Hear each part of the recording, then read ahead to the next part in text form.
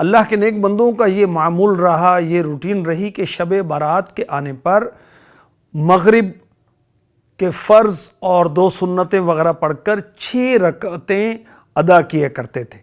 2 رکعتیں اس نیت کے ساتھ کہ یا اللہ پاک ہمیں درازی عمر بالخیر عطا فرما، اور 2 رکعتیں اس نیت کے ساتھ یا اللہ ہمیں بلاؤں سے امن عطا فرما، اور 2 رکعت اس نیت سے ادا کیا کرتے تھے کہ یا اللہ ہمیں اپنے سوا کسی کا محتاج نہ رکھ۔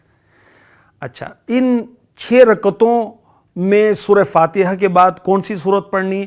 جو چاہے پڑھ لیں، ٹھیک ہے۔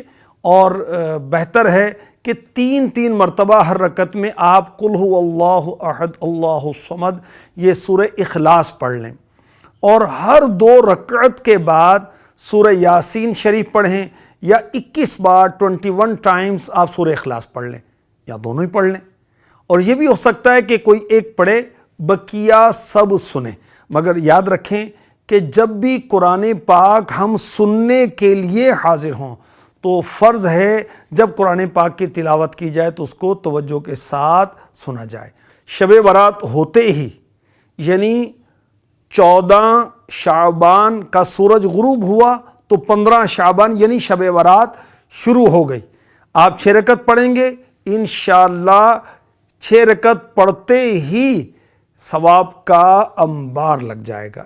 اور یہ بھی توجہ رہے کہ ہر 2 رکعت کے بعد جب سورہ یاسین پڑھی گئی یا سورہ اخلاص پڑھی گئی یا دونوں کی تلاوت کی گئی، اب دعائے نصف شعبان بھی پڑھنی ہے، جو کہ آقا کا مہینہ رسالے میں موجود ہے، اور آپ اس کا اسکرین شاٹ لے کر بھی اپنے پاس اس کو سیو کر سکتے ہیں۔